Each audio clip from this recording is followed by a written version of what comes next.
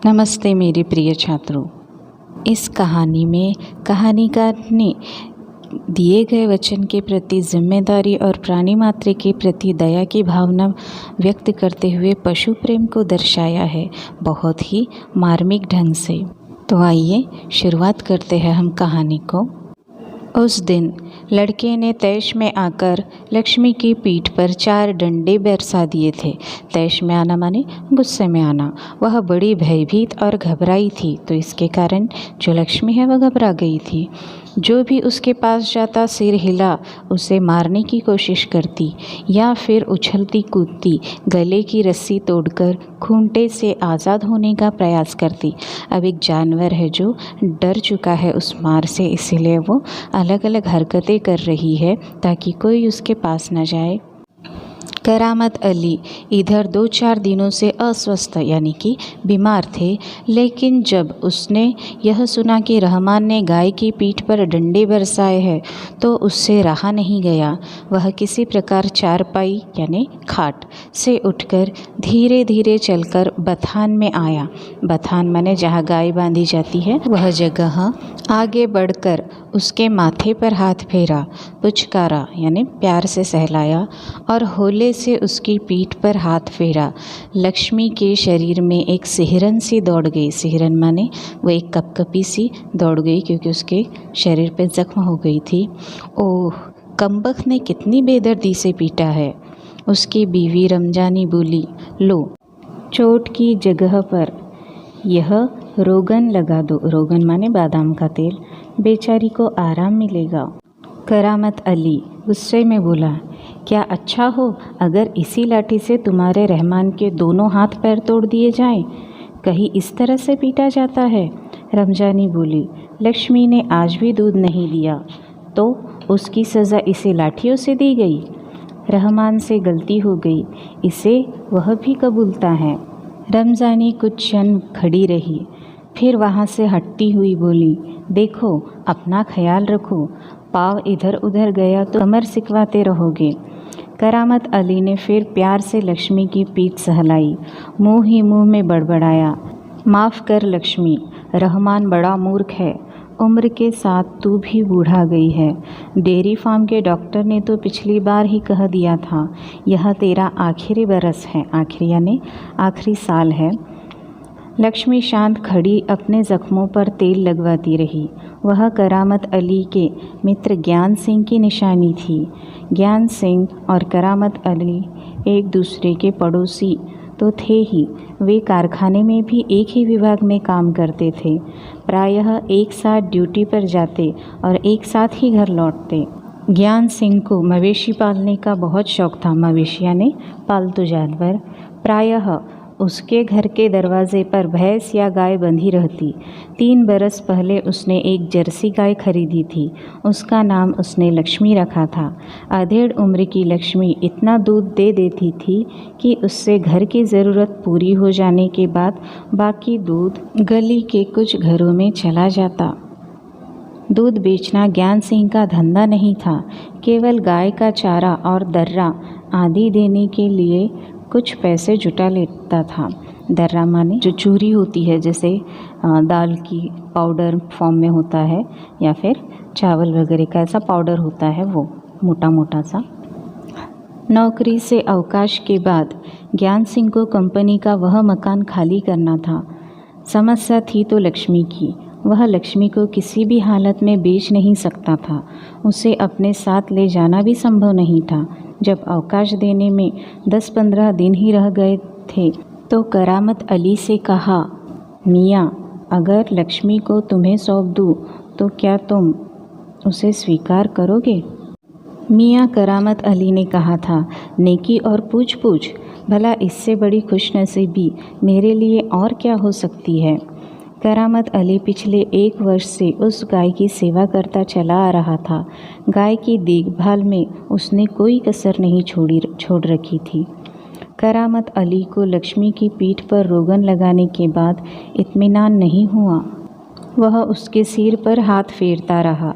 लक्ष्मी स्थिर खड़ी उसकी ओर जिज्ञासापूर्वक दृष्टि से देखती रही। करामत अली को लगा जैसे लक्ष्मी कहना चाहती हो, यदि मैं तुम्हारी किसी काम की नहीं हूँ तो मुझे आज़ाद कर दो, मैं यह घर छोड़कर कहीं चली जाऊँगी। करामत अली ड्यूटी पर जाने की तैयारी में था, तभी रमज़ानी बोली, रहमान के अब्बा, अगर लक्ष्मी दूध नहीं देगी तो हम इसका क्या करेंगे? क्या खूंटे से बांधकर हम इसे खिलाते पिलाते रहेंगे? जानवर है, बंधा है तो इसे खिलाना पिलाना तो पड़ेगा ही। जानते हो, इस महंगाई के ज़माने में सिर्फ सादा चारा देने में ही 300-350 रुपये महीना का खर्च है। सो तो है, कहते हुए करामत अली आगे कुछ नहीं बोला। घर से निकलकर कारखाने की तरफ चला गया। रास्ते में वह रमज़ानी की बात पर विचार कर रहा था। लक्ष्मी अगर दूध नहीं देगी तो इसका क्या करेगी? यह ख्याल तो उसके मन में आया ही नहीं था कि एक समय ऐसा भी आ सकता है कि गाय को घर के सामने खूंटे से बांधकर मुफ्त में खिलाना भी पड़ सकता है। उसके साथी नईम ने उसे कुछ परेशान देखा तो पूछा, करामत मियाँ, क्या बात है, बड़े परेशान नज़र आते हो? खैरियत तो है? खैरियत यानी सब कुछ ठीक तो है, ऐसी कोई विशेष बात नहीं है, कुछ तो होगा। क्या बताऊँ? गाय ने दूध देना बंद कर दिया है, बूढ़ी हो गई है, बैठा कर खिलाना पड़ेगा, और इस ज़माने में गाय भैंस पालने का खर्चा, इसमें परेशान होने की क्या ज़रूरत है, गाय बेच दो। करामत अली ने हौका भरते हुए कहा। हौका भरना माने लंबी सांस छोड़ते हुए कहा, हाँ, परेशानी से छुटकारा पाया जा सकता है, बहुत आसान तरीका है, लक्ष्मी को बेच दिया जाए। वह नईम के पास से हटकर अपने काम में जुट गया। करामत अली रात का गया, सवेरे कारखाने से घर लौटा। रात की ड्यूटी से घर लौटने पर वह लक्ष्मी को दूहता था। दूहना यानी दूध निकालना। घर में घुसते ही उसने रमज़ानी से पूछा, क्या लक्ष्मी को अभी तक चारा नहीं दिया? रमज़ानी बोली, रहमान से कहा तो था, तुम दोनों की मर्ज़ी हो तो गाय को अब तक चारा मिल चुका होता, अगर दूध नहीं दे रही है तो क्या इसे भूखा रखोगे? कहते हुए करामत कटा हुआ पुआल, खली और दर्रा आदि ले जाकर लक्ष्मी के लिए सानी तैयार करने लगा। ये अब सब खाने की चीज़ें हैं जानवरों के। लक्ष्मी उतावली सी तैयार हो रही सानी में मुँह मारने लगी। भूख लग चुकी है उससे, इसलिए मुँह मारना यानी भूख लगी है इसलिए वो खाने की कोशिश कर रही है। गाय को सानी देकर करामत अली उसकी पीठ देखने लगा। रोगन ने अच्छा काम किया था, यानी जो तेल लगाया था उससे ज़ख्म भर रही थी। दाग कुछ हल्के पड़े थे। 10-15 दिनों से यही चल रहा था। एक दिन जब करामत अली ने पुआल लाने के लिए रमज़ानी से पैसे मांगे तो वह बोली, मैं कहाँ से पैसे दूँ? पहले तो दूध की बिक्री से पैसे मेरे पास जमा रहते थे, उनमें से दे देती थी, अब कहाँ से दूँ? लो, यह राशन के लिए कुछ रुपए रखे थे। कहते हुए रमज़ानी ने संदूकची में से 20 का एक नोट निकालकर उसे थमाते हुए कहा, इससे लक्ष्मी का राशन ले आओ। ठीक है, इससे लक्ष्मी के 2-4 दिन निकल जाएंगे। आखिर इस तरह कब तक चलेगा? रमज़ानी दुखी स्वर में बोली, तुम इसे खुला छोड़कर आजमा कर तो देखो, कहते हो तो ऐसा करके देख लेंगे। दूसरे दिन रहमान सवेरे 8-9 बजे के करीब लक्ष्मी को इलाके से बाहर, जहाँ नाला बहता है, जहाँ झाड़ झंखाड़ यानी घने पेड़ और कहीं दूब यानी चारा के कारण ज़मीन हरी नज़र आती है, वहाँ छोड़ आया ताकि वह घास इत्यादि खाकर अपना कुछ पेट भर ले। लेकिन माँ बेटे को यह देखकर आश्चर्य हुआ कि लक्ष्मी 1-1.5 घंटे बाद ही घर के सामने खड़ी थी। उसके गले में रस्सी थी। एक व्यक्ति उसी रस्सी को हाथ में थामे कह रहा था, यह गाय क्या आप लोगों की है? रमज़ानी ने कहा, हाँ, यह हमारी गाय का सब चारा खा गई है, इसे आप लोग बांध कर रखे, नहीं तो काजी हाउस में पहुंचा देंगे।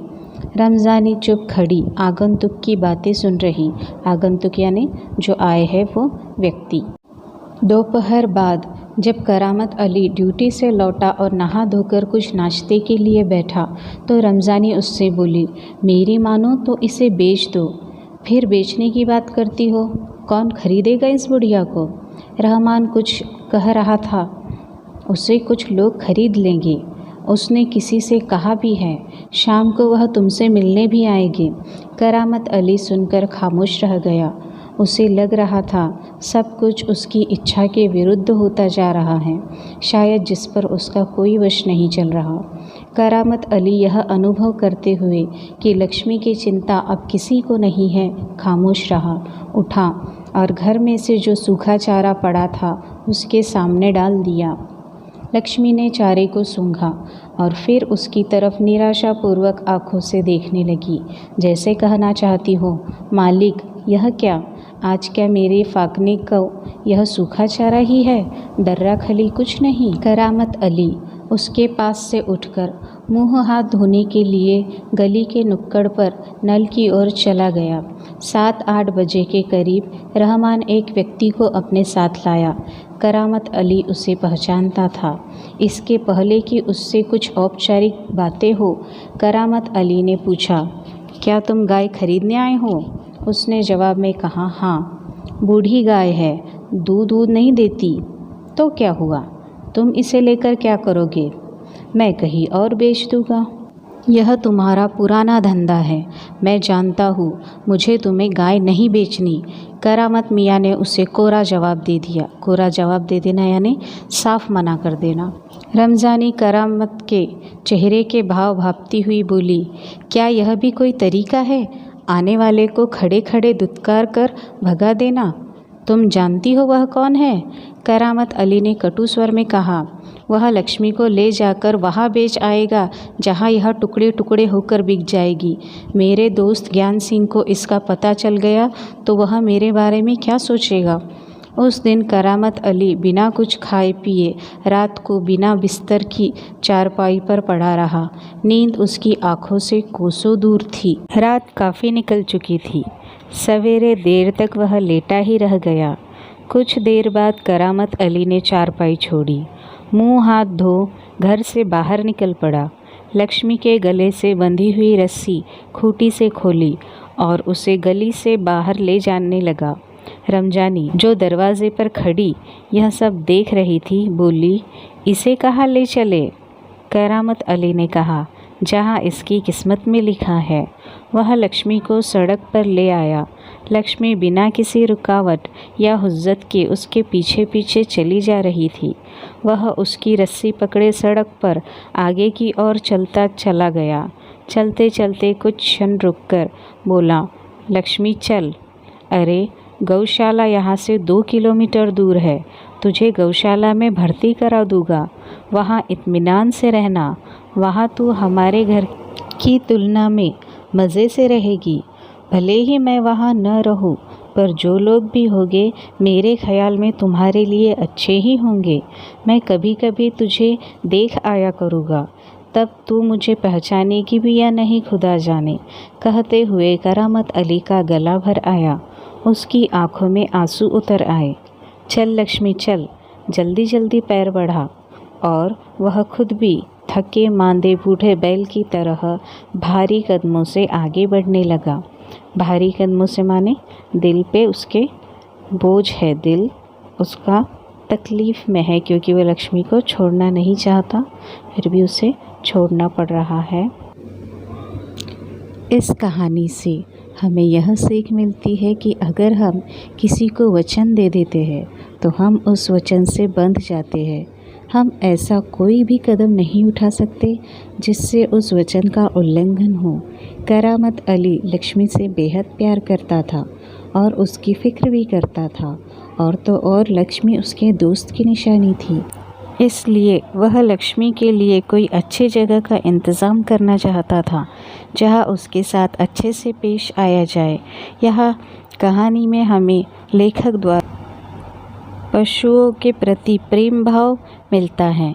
जब हम किसी पशु को पालते हैं वह हमारे घर के सदस्यों में से एक हो जाता है, इसलिए हम उसके बारे में उचित निर्णय लेना ही हमारा कर्तव्य है। यहाँ हमने यह कहानी ख़त्म की। अगर आपको ये वीडियो पसंद आया हो तो प्लीज़ मेरे चैनल को लाइक, शेयर और सब्सक्राइब करना ना भूलें। धन्यवाद।